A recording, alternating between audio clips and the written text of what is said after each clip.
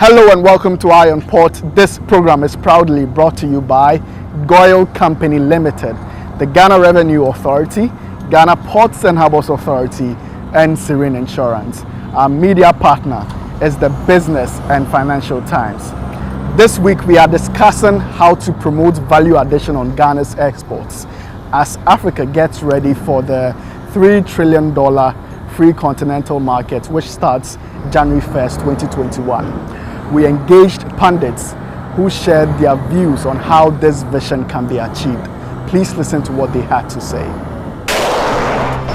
Trade practitioners and experts have outlined various means Ghana can scale up its exports as Africa gets ready for a $3 trillion continental free market from January 1st, 2021. Speaking on Iron Port on how to promote value addition to Ghana's exports to remain competitive in a continental economy, the Director of Projects at Ghana Exports Promotion Authority, Alexander Jajawa, expressed that with Ghana hovering below $3 billion in its annual non-traditional exports numbers, his outfit is keen on value addition to the country's export produce to promote diversification, reach wider markets, and increase revenues. For a whole country to do only $3 billion is not enough. And we have recognized that, government itself has recognized that the potential we have is big, but we are not taking advantage of it. Okay. So the idea then is to give a big push, as it were, to our export sector to grow. That so that the potential in the sector can be harnessed. Okay. And we are riding on the back of the AFCFTA. Alexander Jajawa said investment will be dedicated to research for the development of some goods into finished products. Major recommendations that were made is to link industry with research in all. I mean, if you talk about agricultural products, you talked about it. For example, yam. That we are not going to export only fresh yam, but we have to process the yam into chips and all that, and vacuum pack. Yeah. Or even if you do the fresh ones, you don't send the tuber anymore because there are restrictions and all that. He revealed that the recently launched National Export Development Strategy is intended to propel the country's export to its full potential within a 10-year period. According to the Director of Project of GEPA, NET, which is an initiative by the Ministry of Trade and Industry and being facilitated by the Export Promotion Authority, has been comprehensively formulated with an overall objective of developing the potential of the non-traditional export sector to enable it to make maximum contribution to GDP growth, create formal decent job opportunities, and ensure higher standards of living. Our target is that we would need to make sure that value added exports control the greater part of the economy as opposed to the raw materials that we've been exporting so far, which is not helping us. The best we were able to do is to do semi-processed, but semi-processed has its own limits. But we must always endeavor to get tertiary processing to the what the market really wants. According to the Director of Project at GEPA, within the NET, the Ghana Export Promotion Authority will ensure the revitalization, deliberate and aggressive promotion of 17 priority areas of enormous export potential. To process up to about 80%. Yeah. And once we do that, that alone can give us almost, I can confidently say, about $10 billion. Okay. Because right now we are doing just about $1 billion, not in finished cocoa, but in semi-processed, which is the butter, the cake, and the liquor, and all that, giving us just under $1 billion. And so if we up our game, we should be able to do not less than $10 billion in the next 5 to 6 years. So that is another important area. He urged companies and businesses within the identified areas to approach the Ghana Export Promotion Authority for their needs to be addressed on case-by-case basis. Okay. So immediately we are setting up a secretariat for that. And for special purposes of developing whatever business there are in those sectors, we'll give them priority. And we'll have to look at their situations case by case, depending on the needs, the special needs of that particular company.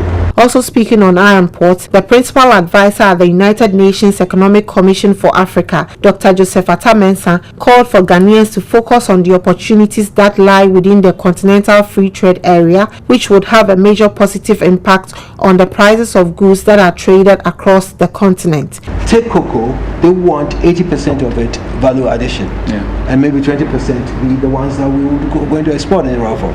So I come back to this. The question is that this presents an opportunity. There's potential, enormous potential for Ghana to seize on this. To begin to think.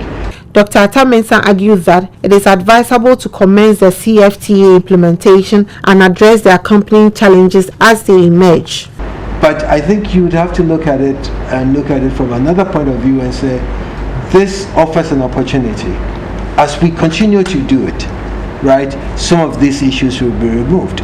Dr. Joseph Atta-Mensah called for businesses to be proactive in researching available opportunities within the new Continental Free Trade Initiative and not solely rely on government to provide all the information so that they can position themselves, add value to their products, and prepare themselves for the huge liberated African market. Small businesses, big businesses, try and find out what is in for you. You see, because they themselves should be proactive. Themselves should be proactive. Right, because you always say that the government is not coming to you, but you should also try and say, we are organizing this conference, we want to understand ourselves, what is the CFTA about? Maybe they haven't even heard about the net. I think they do. He also urged the Ghana government to consider creating an enticing atmosphere that would work towards making Ghana the financial hub within the AFTA, similar to that of New York. But if you have a particular location, with the right tax incentives, you don't have to put it in Accra.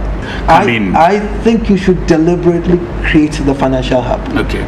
Deliberately on the part of the government. But seriously, it's a very important thing that I raised, that government should begin to think of that. Okay. Taking her turn on iron port, Na Amanua Williams, the owner and head designer at TEMA Bird Handmade Jewelry and Accessories, who is an exporter of jewelries and accessories made from cut garments, lauded the AFTA initiative but called for more education on its benefits and potentials. In terms of expectation, I know there was a figure that I saw in the document, what the growth expectation. It would be good to break for us to see it broken into the different sectors. What is the expectation for our sector, so that we know what opportunities there are, and then if X is the expectation, how much is the government putting in to get that much back out? We want to know all of these things. She lamented the current inconsistencies in the cost of logistics within Africa, which has been a major impediment to trading within Africa, and expressed hope that the AFTA will address that and other trade facilitation issues. But the reasons why we are not trading with countries in Africa is because of this logistics issue. And if this problem is going to be eliminated, I would say Africa is enough, would even be enough for my business to trade with. Nigeria is huge, we have Kenya, we won't even be able to meet the demand. She also called for collaborations between industries and academia in an effort to improve research into value addition to the country's export products. I would want to see collaboration between academia and businesses. So let's say academia and the textile industry, coming up with all these chemicals to diversify their product range.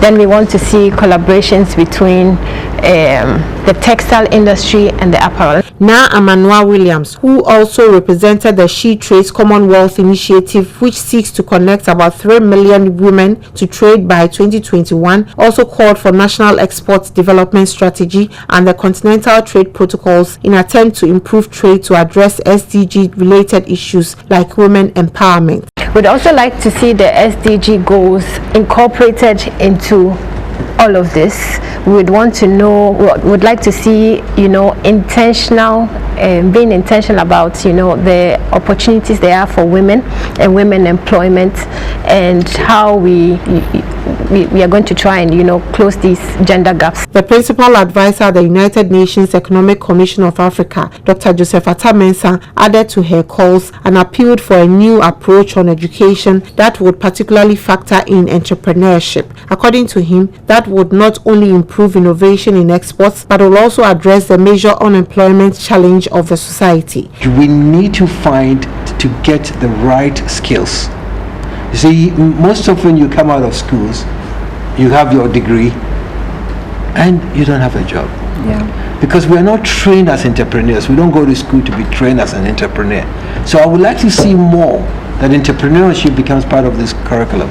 I would like to see more that innovation, we have to be more innovative. The experts on a whole identified how value addition, among other interventions, when successfully executed, will elevate the country's status to the height of outstanding developed economies like Singapore, Malaysia, Korea, and China, who have all enjoyed their successes riding on the back of effective exports. So we are hoping all these initiatives can be achieved by the start of the implementation of the AFTA. And as it continues, we see improvement in our exports. Iron Port returns after this break. Every now and again, GOIL makes good things happen. This time, GOIL has introduced Super XP Ron 95, a higher grade fuel loaded with additives and yet sold at the same price as normal fuel. GOIL Super XP Ron 95 enhances engine performance like never before. It maintains the engine by keeping it clean from carbon deposits. GOIL Super XP Ron 95 is designed to burn slowly and thus improves fuel economy, making you save money after several kilometers. GOIL Super XP Ron 95 gives you a smooth driving experience, that is, less vibrations. Fill up with GOIL Super XP Ron 95. Now there's no need to pay more for any higher grade fuel. GOIL has that sorted. GOIL, good energy. Electricity, then pay your taxes. Our taxes, our future. Because you see, without our taxes, we wouldn't have good roads, good schools, better hospitals, street lights, and other very important social amenities. When we pay our taxes, we give our children free and quality education. Tell God, my money too small, why should I pay my tax? Look, small. Salifo, it doesn't matter how small or big your business or income is, you still have to pay your taxes. The little taxes from each and every one of us, when put together, could give your community clean water or that deprived school with tables and chairs. Please pay your taxes. It is your responsibility. It is your civic duty. It is the law. Oh, how are you?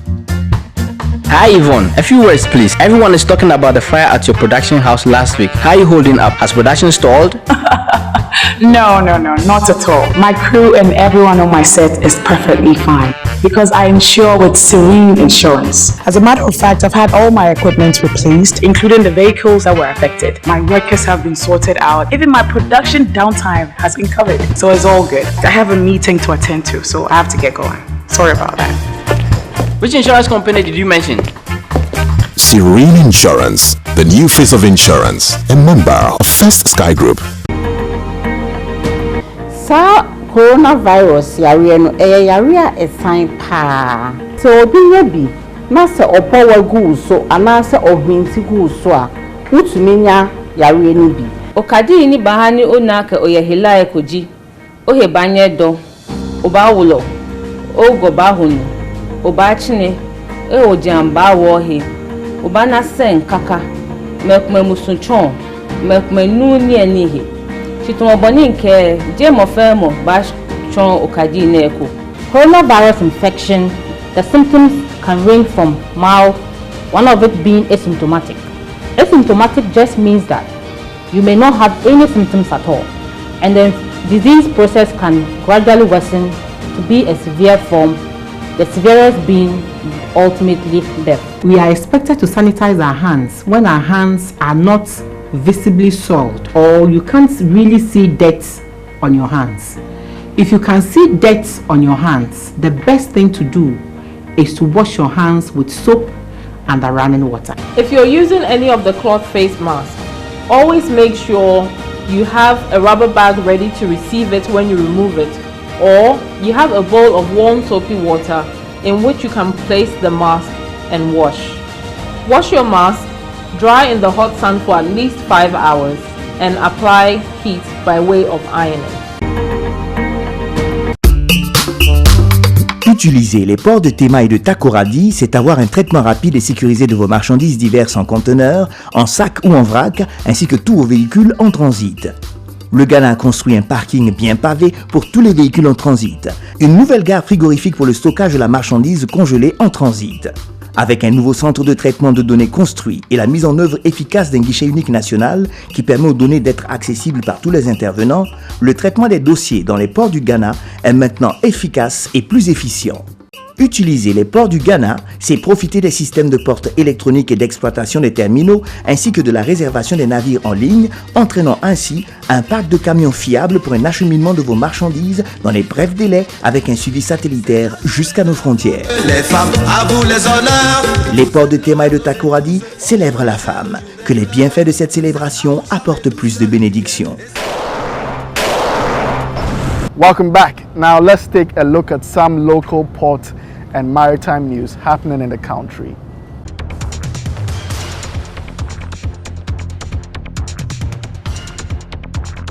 In accordance with International Ship and Port Facility Security Code, the Ghana Ports and Harbours Authority Security Department has conducted its quarterly drill to ensure that the alertness level of the authority's security personnel stay at its high levels. The scope of the exercise, which was held on the 21st October 2020, included assessment of the understanding of security principles, compliance to work instructions, and security best practices by all personnel deployed at various posts for access control, protection of personnel, and installations within the port and its environs. Randomized simulations that took place to test security personnel's aptitude included prevention, detection, and disposal of stowaway attempts, port users' gate clearance procedures, access control procedures, understanding of operations in the CCTV room, among others. The port security manager explained that such drills ensure high alertness of personnel to promote robustness of the port security systems. As a security institution,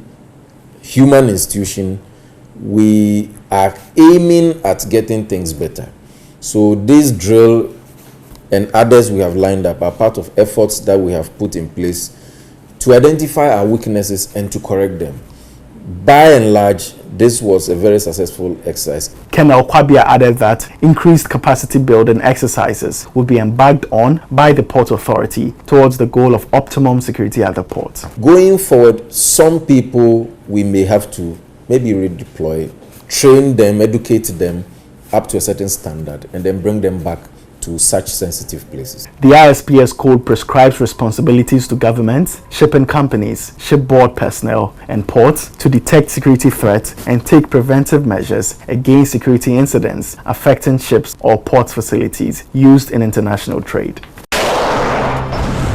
Ghanaian students who graduate from accredited tertiary institutions are required by the nation's laws to undertake a one-year national service at a recognized establishment, both private and public, in various sectors within the nation to gain some working experience and also contribute to developing such organizations. The Ghana Ports and Harbours Authority recognizes the important role persons posted to undertake national service play in building the organization and preparing the youth of the country for the professional world. Hence, GPHA annually ensures that as many graduates as possible are offered the opportunity to learn and develop their skills despite its accompanying financial strains. This year, the Ghana Ports and Harbours Authority has welcomed the 2020-2021 batch of the National Service personnel, numbering over 500 despite the distractions of the COVID-19 pandemic. Your executives, when elected, will be liaising with the head of marketing, TEMA,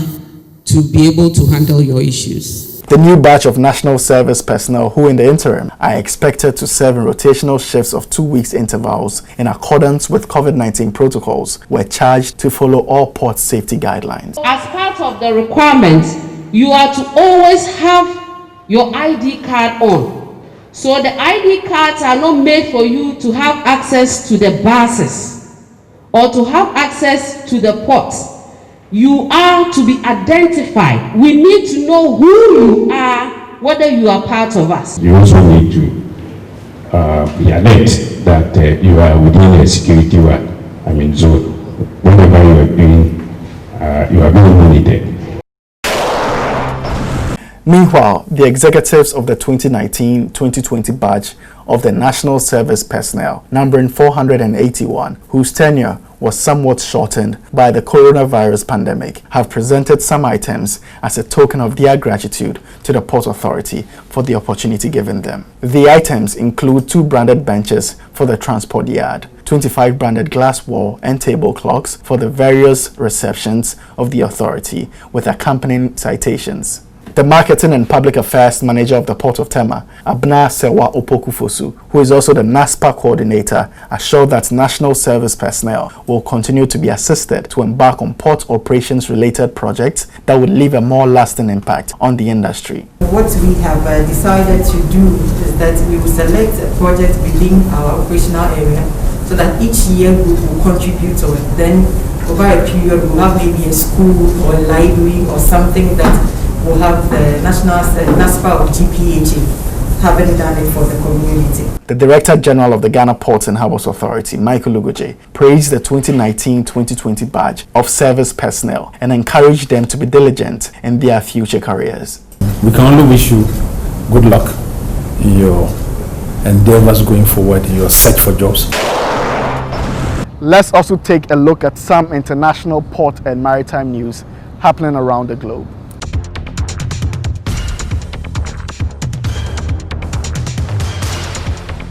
A career at sea has lost much of its capacity to attract newcomers. According to Drury, an independent maritime research consultancy, this could lead to the global shortage of seafarers. Ship operator recruitment and retention practices, as well as manning costs, are projected to rise as a result of tightening seafarer supply conditions. This will follow a year of exceptional costs associated with the impact of COVID-19 on crewing operations around the world. As part of a research, the shipping consultancy undertook a survey among employers of officers across a range of nationalities. This covered senior officers and junior officers. Respondents were asked to rate their availability in terms of how easy new hires are to recruit in the current market. There were 4 categories to select from, which are immediately available, usually available, scarce, and not available. The survey found that officer availability varies significantly by nationality and rank, with important implications for recruitment, retention, and wage rates, particularly in light of tightening labor market conditions. According to Drury, the findings show the importance of employers being flexible and keeping in mind the option of recruiting seafarers from other regions to combat any particular shortage of supply they may experience for a particular rank or nationality combination. A Dryad Global report revealed that an LNG carrier has been boarded and attacked by pirates in the Gulf of Guinea, resulting in the kidnapping of 1 crew member. The Marshall Islands flagged ship, identified as Methane Princess, was boarded while at anchor off Malabo, Equatorial Guinea on 17th October. The 138,000 cubic meters vessel was attacked shortly after breaking off loading operations. The alarm was sounded and all seafarers on deck managed to retreat to the citadel. 1 man entering the citadel was injured. 2 crew members, both Filipino nationals, were on the jetty and both of them were taken hostage. Luckily, one of the kidnapped crew members jumped off the pirate vessel and was rescued. However, he sustained injuries to an unknown extent. Port of Le Havre, the top French port for foreign trade, has become a member of the Getting to Zero coalition to help decarbonize maritime transport. The coalition was launched at the United Nations Climate Action Summit 2019 as part of a partnership between 3 intergovernmental organizations, which are the Global Maritime Forum, Friends of Ocean Action, and the World Economic Forum to combat climate change. It aims to reduce greenhouse gas emissions from shipping by at least 50% by 2050. To reach this goal and to make the transition to full decarbonization possible, the members of this coalition are committed to help to develop zero-emission ships and fuels by 2030. The U.S. Department of Transportation has announced the award of more than $220 million in discretionary grant funding to improve port facilities in 16 states and territories through the Maritime Administration's Port Infrastructure Development Program. U.S. maritime ports are said to be critical links in the U.S. domestic and international trade supply chain, and this funding will assist in the improvement of port facilities at or near coastal seaports. Specifically, the development program aims to support efforts by ports and industry stakeholders to improve facility and freight infrastructure to ensure the nation's freight transportation needs, present and future, are met. The program provides planning, operational and capital financing and project management assistance to improve their capacity and efficiency. Finnish technology group Wärtsilä has been selected by British ferry operator P&O Ferries to power the company's new series of super ferries. The contract, which encompasses 2 vessels, was signed in first quarter of 2020. The vessels will be powered by the Wärtsilä 31 4-stroke diesel engines, which is said to have high levels of fuel efficiency and reduce exhaust emissions. Ordered last year from China's shipbuilder Guangzhou Shipyard International, the 2 new 230-meter ships will be the largest ever to sail between Dover, England, and Calais, France. It's time for the schedule of vessels berthed in the port, those at anchorage and those expected in the coming weeks, plus the Bank of Ghana exchange rate, which you need to know to clear your cargo with.